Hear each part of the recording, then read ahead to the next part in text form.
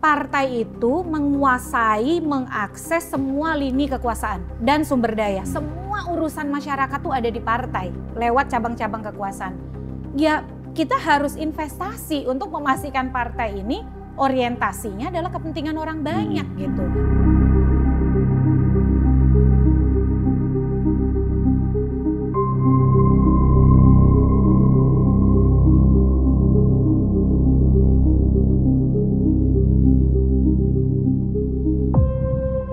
Kalau kita mau mulai dari partai lokal, berarti kan harus ada regulasi baru ya. Betul. Pengecualian yang Aceh ya. Betul. Regulasi baru. Pernah nggak dibicarakan oleh Perludem dan kawan-kawan aktivis demokrasi untuk mendorong ini masuk ke perubahan undang-undang partai politik? Sejak 2015 kami sudah mengusulkan ini.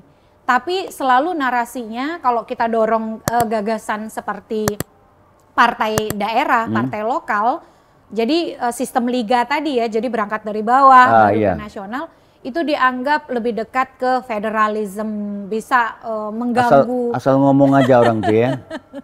Bisa mengganggu NKRI. Waduh, gitu ya. Benar-benar. Padahal kan justru kalau daerah ini orientasinya kuat, pembangunan itu kan mulainya dari daerah ya Pak ya. Itu kan semakin efektif kan. Itu siapa yang ngomong ganggu NKRI itu? Ya adalah partai-partai yang merah lah, yang mereka itu belajar gitu. dari di mana literaturnya gitu ya? Mungkin karena asumsi kali ya. Asumsi mungkin takut dengan zaman RIS 50 dulu mungkin ya. Itu. Ya kan nggak apa-apa ya kan. Kalau RIS dulu memang diciptakan untuk Belanda memecah situasi. Tapi sekarang udah saatnya kita membangun sebetulnya partai dari lokal supaya suara tidak hilang dan distribusi pembangunan itu bisa dimulai dari daerah dan sehingga rakyat bisa sejahtera. Nah, tadi hambatan terbesar kita ini partai kita dikendalikan oleh oligarki ya, dinasti uang. Nah, salah satu hambatan partai-partai baru untuk lulus elektoral di parlemen itu karena parliamentary threshold-nya tinggi sekali kan. Semakin lewat pemilu naik-naik. Bisa nggak dibongkar kembali, nggak ada parliamentary threshold sehingga partai-partai baru ini bisa kompetisi sehat di pemilu-pemilu ke depan, terutama 2024. Argumen dibalik pemberlakuan ambang batas parlemen atau parliamentary threshold itu kan untuk penyederhanaan partai. Gitu. Jadi dulu 2009 kan partai ada 38. Jadi supaya parlemen kita ini tidak terlalu mengalami fragmentasi, diperkenalkanlah ambang batas parlemen atau parliamentary threshold. Pertama kali 2,5%. Partainya Pak Bursa kan waktu itu jadi korban juga ya. Kita dapat 1,8. Nah itu dia. Tapi kemudian sebenarnya menyederhanakan partai tidak harus dengan mengorbankan suara sah pemilih. Karena begini Pak, kalau kita semakin tinggi memberlakukan parliamentary threshold, sekarang 4% kan, mengakibatkan hanya 9 partai masuk parlemen. Dampaknya itu adalah bisa menghasilkan disproporsionalitas. Jadi antara suara yang diperoleh dengan keterwakilan yang ada di parlemen itu timpang. Sinjang ya. Gitu. Nah yang kita bisa dorong adalah sebenarnya bisa mendorong penyederhanaan partai tanpa kemudian membuang suara sah pemilih. Seperti tahun 99. Nah itu dia. Jadi digabung di fraksi di parlemen. Betul. Kenapa ini nggak dipikirkan kembali oleh penggiat-penggiat demokrasi seperti Ibu Anggraini? Kami dorongnya begitu Pak. Jadi yang kami usulkan kan tidak cukup Perludem bangun jaring mesti kuat suaranya. Betul. Gitu loh. Nah, ini memang harus jadi gerakan bersama ya, Pak. Pak Bursa kan abangnya para aktivis. Iya nanti bisalah kita bergerak sama-sama lah. Betul. Jadi teman-teman nih oke, kita harus mendorong banyak sektor untuk direformasi. Tapi sekali lagi ini jadi penting gitu. Karena hulunya kalau saya sih percayanya di partai politik kita. Kalau kita ingin menyederhanakan partai, mestinya ambang batas parlemen itu tidak terlalu berkontribusi terhadap penyederhanaan. Buktinya sudah 4%, partai tetap 99 juga. Bahkan mau nambah lagi sekarang ini kan. Jadi tidak ada korelasi parliamentary threshold itu untuk penyederhanaan partai dengan pertumbuhan partai kan. Jadi tidak ada kontribusi. Jadi biarkan saja dia dapat kursi, tapi dipaksa untuk membuat fraksi itu harus mendapat misalnya sejumlah kursi tertentu. Dulu kan 99 satu kursi dapat boleh. Betul, tapi kan harus gabung kan. Fraksi, dulu saya ingat sekali tuh PAN gabung dengan Partai Keadilan. Gitu. Jadi PBB gabung dengan kalau saya nggak salah partai lain gitu ya. Atau PBB sendiri waktu dengan itu? PAN, nggak usah, masih dengan bertiga dia itu partai fraksi reformasi namanya. Nah, jadi ada penggabungan gitu ya, tanpa kemudian menghambat dari awal, tidak memberi kesempatan. Dan suara tidak hilang kan. Betul. Nah, selain melalui perubahan undang-undang, bisa nggak MK ini kita gugat kembali untuk membuat gugurnya parliamentary threshold ya? Sebenarnya Perludem itu sudah coba. Jadi kami minta agar gini Pak, saya kalau tanya Pak Bursa, angka 2,5%, ambang batas parlemen 3,5%, 4%, terakhir 4%, itu kita tahu nggak sih alasan memilih angka itu? Nggak tahu saya. Nggak pernah tahu kan Pak? Yang ada anggota DPR sebut disahkan gitu ya? Setahu saya itu keinginan oligarki partai gitu, supaya mereka aja menguasai negara ini, setahu saya gitu. Yang lain nggak boleh ngurus. Itu yang setahu saya. Biasanya kalau Pak Bursa tahu itu yang benar gitu ya? Ya benar, sama orang ngomong begini. Saya ini kan dapat omongan dari ahli-ahli politik. Saya kan awam, bukan doktor politik, bukan doktor demokrasi. Tapi saya kan nguping-nguping dengar di berita-berita bahwa ini katanya mereka mengurus negara sendiri, mau korupsi sendiri, bagi-bagi sendiri gitu loh. Nah, ini gimana kita menyelesaikan hegemoni oligarki ini melalui sistem kepartaian kita sekarang? Gimana Bu?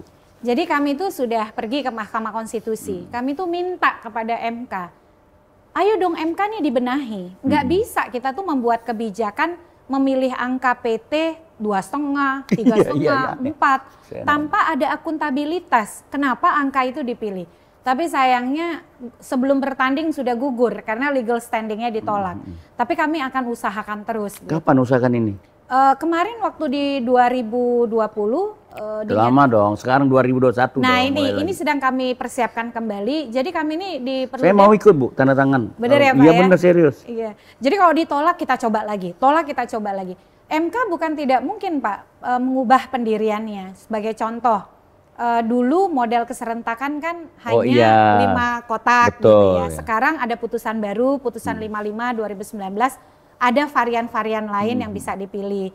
Termasuk kemarin Mahkamah juga baru memutuskan ternyata untuk 2024 partai-partai yang ada di DPR itu dapat keistimewaan karena dia sudah lolos parliamentary threshold, dia tidak perlu ikut verifikasi faktual. Itu diputuskan oleh Mahkamah Konstitusi. Partai baru tuh yang wajib verifikasi administrasi dan faktual. Nah, jadi ini yang juga mestinya menjadi gerakan publik ya. Bagaimana kemudian konsolidasi gerakan sipil terus menyuarakan baik lewat jalur legislasi di DPR, lewat pemerintah, tapi juga lewat lembaga gerakan kehakiman, sipil ya, Mahkamah atau Konstitusi. civil society ya. Betul. Civil society. Saya pikir memang Perludem ini yang paling artikulatif ya, merumuskan perubahan sistem politik kita atau sistem pemilu. Nah, kita berubah sedikit ya. Tadi udah menyangkut soal parliamentary threshold ya. Mungkin sedang kita perjuangkan lagi. Mestinya dihapuskan saja. Dihapuskan, nah itu kan bertentangan dengan Undang-Undang Dasar 45 tentang kebebasan berserikat dan berkumpul dan berpendapat. Kalau sudah dibatasi, berarti gugur Undang-Undang Dasar 45 kan. Dan cara menyederhanakan partai tidak harus dengan cara itu. Tidak kan. Biarkanlah secara alami, kan gugur sendiri orang, kan capek juga kalau 10 kali ikut pemilu gitu loh. Sama tadi Pak soal pembentukan fraksi kan juga bisa menyederhanakan partai di Betul DPR kan menggabungkan kan. Betul. Yang penting kan jangan ada suara hilang di desa pemilu. Masa ada bisa suara hilang 13 juta. Terus kemana ini menampung aspirasi mereka? Karena sekarang gini, banyak orang memprihatin dengan sistem kepartaian kita, terutama dengan fungsi partai yang belum efektif mengagregasikan kepentingan, sehingga partainya jalan sendiri, rakyatnya jalan sendiri, akhirnya orang kehilangan kepercayaan terhadap partai politik. Ini gimana ngatasi supaya publik ini percaya dengan partai politik? Mungkin fungsi-fungsi partai apa yang mesti ini? Iya, kalau yang sering kami narasikan itu adalah fungsionalisasi partai. Oh, fungsionalisasi partai. Fungsionalisasi partai ini kuncinya adalah di demokratisasi internal partai. Demokratisasi. Nah, demokratisasi internal partai ini memastikan fungsi satu, pendidikan politik jalan, kaderisasi politik jalan, lalu rekrutmen politik yang demokratis juga jalan. Kan pada dasarnya 3 ini yang stagnan begitu. Iya. Tapi kan selalu keluhannya begini, mengelola partai itu butuh uang gitu. Sementara yang bisa membiayai partai hanya para investor dan pemilik modal. Jadi nggak perlu rekrutmen aja, langsung terima siapa yang nyombang gitu ya. Iya betul. Oke. Ini loh Pak, saya ada satu temen yang hari ini tuh masih pakai partai A bajunya, besok tanggal 4 Juli pendaftaran anggota DPR, ganti partai baju. Tapi menang dia. Menang. Oh luar biasa karena. Nah ini yang gimana publik kita mau percaya gitu ya kalau kemudian identitas kepartaian orang bisa gonta-ganti sedemikian rupa. Jadi memang ini yang memang jadi pekerjaan rumah besar Pak, pendidikan politik, kaderisasi politik dan rekrutmen politik. Oke, itu kan ini untuk memperkuat fungsi politik soal pendidikan politik. Ini dimensi-dimensi pendidikan politik yang penting ini apa? Iya, kalau ya tadi ya karena problem besar negara kita ini kan soal ketika temuan yang saya sebut 2 masalah besar kita tadi soal anti korupsi. Jadi soal anti korupsi ini praktik korupsi politik kita itu besar sekali. Mulai dari politik uang, jual beli suara. Pak Bursa pasti bisa cerita lah soal itu. Lalu juga ya bisa cerita sedikit. mungkin banyak kali ya berbuku-buku. Lalu mahar politik. Nah ini kan kenapa ini bisa langgeng tadi karena antara konstituen pemilih kita tidak punya ikatan dengan partai gitu. Partai itu hanya datang dalam seremoni 5 tahunan. Betul. Jadi agak susah juga gitu kita berharap rakyat untuk. Ada nggak hubungan memperkuat pendidikan politik ini dengan fungsi ideologi partai? Sehingga ini partai, kader partai nggak bisa dipertukarkan dengan uang untuk masuk ke partai gitu kan. Jadi berarti partai mesti ada ideologi dong. Betul. Gimana ini menghubungkan pendidikan politik dan ideologi partai ini? Iya, yang pertama kan gini, kenapa partai kita ini sulit ideologis? Karena partai kita dikuasai oleh oligark pemilik modal. Makanya Perludem itu punya salah satu usulan yang mungkin tidak populer, tetapi ini yang kami bayangkan bisa menjadi salah satu upaya mengatasi degradasi atau distorsi ideologi di partai kita, yaitu pembiayaan partai oleh negara. Jadi kami mengusulkan namanya public funding. Kan sebenarnya pembiayaan oleh negara itu uang negara, uang publik, uang rakyat, bukan uang pemerintah. Betul, uang rakyat, negara gitu.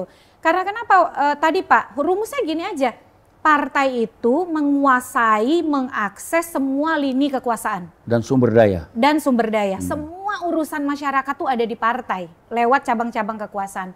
Ya kita harus investasi untuk memastikan partai ini orientasinya adalah kepentingan orang banyak gitu. Orientasinya adalah ideologi partai. Kalau sekarang yang dibawa ideologi pemilik modal ideologi pemilik modal ya. Orang pinter kayak misalnya sepintar apapun, misalnya saya nih lulusan terbaik, aktivis, masuk partai nggak punya duit, nggak dihitung. Cuma jadi pengamat aja. Nah itu. Jadi pengamat jadi aktivis. Ya harus cium tangan sama yang kasih uang gitu. Tapi kayak Ibu Titi saya pikir nggak perlu pakai sarjana akan direkrut nanti oleh partai politik. Karena partai butuh seperti Ibu lulusan terbaik, cerdas, pintar dan komunikasi bagus. Kan dimensi pendidikan itu membangun kader partai supaya memiliki moral, etika gitu kan, kognisi kuat dan sebagainya. Jadi kalau nggak ideologi dia digerus oleh materialisasi, transaksi politik dan sebagainya. Itu pendidikan politik. Tadi yang kedua selain pendidikan politik tadi kaderisasi. Walaupun ini satu paket ya satu paket. Nah, gimana supaya kaderisasi ini jalan sebagaimana mestinya? Nggak lompat-lompat ya, dia betul-betul ngabdi ke partai politik, kemudian di parlemen dia menjalankan fungsi parlemen, kontrol, budget dan fungsi parlemen 3 ya? Pengawasan. Nah, itu gimana itu? Yang pertama tadi ya, partai itu harus aksesibel oleh semua. Supaya dia aksesibel, partai tidak boleh hanya dikuasai oleh klaster kelompok-kelompok kecil pemilik modal. Makanya tadi pembiayaan politik itu membantu kader-kader potensial punya posisi tawar lebih tinggi. Karena kenapa? Karena ada dana publik di sana gitu. Itu yang pertama. Yang kedua, intervensi regulasi, mau tidak mau. Walaupun semakin modern sebuah negara demokrasi, biasanya regulasinya itu semakin sedikit mengatur warga negara. Tapi kalau di kita, karena kita ini dalam masih proses transisi, regulasi itu diperlukan. Saya tuh dari dulu selalu mengusulkan nih Pak, Kalau mau dicalonkan lewat partai, harus kader partai, kalau untuk legislatif minimal 5 tahun gitu. 5 tahun kader, ya, anggota 5 lah. tahun kader, anggota. Sekarang enggak ya, entah dari mana-mana. Hari ini partai A, besok partai B, bisa nyalon dari partai B gitu. Oke saja kalau dia sudah mumpuni ya, cukup secara intelektual, cukup secara aktivis, boleh lah ya. Tapi tiba-tiba jatuh dari langit gitu ya. Betul, hanya karena punya 2 hal. Satu, punya modal, yang kedua punya popularitas. Popularitas dan dekat sama ketua partai. Betul, lagi. Pak. Itu yang zaman dulu itu Orde Baru kan kita sering dengar kader jenggot ya, makin ke atas makin gampang untuk dapat nomor urut. Kader jenggot tuh akarnya ke atas. Nah itu akarnya ke atas bukan ke bawah. Akar ke bawah. Jadi perubahan kaderisasi luar biasa diperlukan, dilembagakan, perlu pelembagaannya. Tentu perlu penanaman ideologi ya, penanaman mental ya, supaya dia betul ngabdi ke partai. Dan ada proses kaderisasi. Proses kaderisasi. Selama masa waktu itu kan pasti ada interaksi ideologis dengan partai. Kalau sekarang bagaimana kita berharap kader di DPR mau ideologis? Saya memang baca Bu di beberapa catatan negara demokrasi maju ya, kayak di Inggris itu anak SMA itu sudah jadi anggota partai, di Amerika gitu. Saya baca Obama tuh dia SMA sudah jadi aktif anggota Partai Demokrat. Dia aktif di pelayanan kesehatan dan seterusnya. Nah di Indonesia ini mesti mulai begitu. Dan dianggap berpartai itu tabu. Jangan. Karena kotor. Kotor ya. Sekarang anak SMA mesti ikutlah partai politik supaya mereka ada jenjang, ada proses memiliki kekuatan artikulasi mengenai bangsa dan negara dan kepemimpinan. Nah yang ketiga tadi apa Bu? Rekrutmen yang demokratis. Nah, coba ini jelaskan rekrutmen yang demokratis. Nah, rekrutmen tadi tuh sama ya. Rekrutmen kita kan selama ini tuh Pak Bursa selalu ditentukan oleh elit partai, ketum sekjen. Contohnya rekrut kepala daerah. Daerah sudah berproses, sudah rapat, tapi tiba-tiba ketika DPP tidak mau, nggak dapat tuh tiket pencalonan gitu. Jadi kita harus mendorong agar tadi ya persyaratan dalam kadar waktu tertentu untuk bisa direkrut mengisi posisi eksekutif legislatif. Kecuali ada kondisi-kondisi yang sifatnya kompetensi, kapasitas yang bisa membuat ini ditoleransi gitu. Tapi yang kedua, proses bottom up. Jadi proses bagaimana misalnya dari bawah ke atas. Untuk pencalonan DPR saja. Nggak bisa lagi tuh deployment-nya atau pengiriman kadernya itu semua orang Jakarta untuk mewakili dapil yang partai itu sebenarnya punya teman-teman daerah gitu. Jadi transparansi dan akuntabilitas rekrutmen pengisian posisi-posisi legislatif eksekutif itu harus dilembagakan di partai kita. Dilembagakan ya. Tidak bisa hanya karena elit driven. Maunya ketum, maunya sekjen itu apa saja kata nggak bisa ditawar. Nah ini yang memang membuat regenerasi politik kita itu jadi lambat gitu. Lambat dan sirkulasinya sekitar situ saja ya. Betul. Jadi memang akar masalah kita ini di kepartaian ya, partai politik kita ya, yang membuat sistem politik kita mungkin tidak bergerak ya, kemudian pelembagaan kebudayaan politik juga tidak maju ya. Kemudian sistem pemilu kita juga bongkar pasang. Bongkar pasang. Kan karena dia bongkar pasang itu karena sistem politik kita tidak mensupport satu sistem pemilu. Nah ini gimana lihat sistem pemilu bongkar pasang tiap 5 tahun dibongkar, PT dirubah, ini dirubah, sehingga energi DPR tuh habis hanya untuk menyusun kepentingan mereka gitu, kepentingan partai politik gimana? Iya. Kalau penguatan sistem pemilu itu sebuah keniscayaan, tidak bisa kita hindari. Karena apalagi dinamika itu kan berjalan. Yang jadi problem adalah ketika pembuat undang-undang merumuskan sistem pemilu, itu tujuan atau landasan sosiologis, filosofis, yuridis, kenapa kita harus memilih sistem pemilu tertentu, itu tidak pernah jelas gitu. Jadi yang ada adalah pilihan terhadap sistem pemilu itu tawar-menawar kepentingan. Tetapi ideologi kenapa sistem pemilu itu yang dipilih itu tidak pernah muncul. Jadi kenapa kemudian pembahasan sistem pemilu di DPR selalu deadlock dan akhirnya berujung voting? Karena tadi Pak, tujuannya ideologisasi di balik pilihan-pilihan sistem itu tidak pernah muncul. Yang muncul adalah bagaimana supaya kepentingan saya bisa terselamatkan melalui pilihan variabel-variabel sistem. Harusnya kan tegas dulu. Kita kenapa apa tujuan kita di dalam berpemilu. Misalnya 1, untuk efektivitas pemerintahan. 2, untuk representasi. Yang 3, untuk misalnya penguatan anti korupsi. Memang kadang-kadang antara efektivitas pemerintahan dengan representasi ini bertolak belakang. Tapi kan harus dicari titik temu nih. Antara misalnya pandangan yang menginginkan efektivitas pemerintahan dan mendorong agar partainya sedikit dengan kekuatan partai-partai menengah yang ingin keberagaman. Ini harus jadi titik temu gitu, tapi kan ini tidak. Nah, ini yang menjadi persoalan besar kita kalau bicara sistem pemilu. Sehingga akhirnya tiba masa tiba akal gitu ya. Karena berusaha untuk menyelamatkan kepentingannya masing-masing gitu.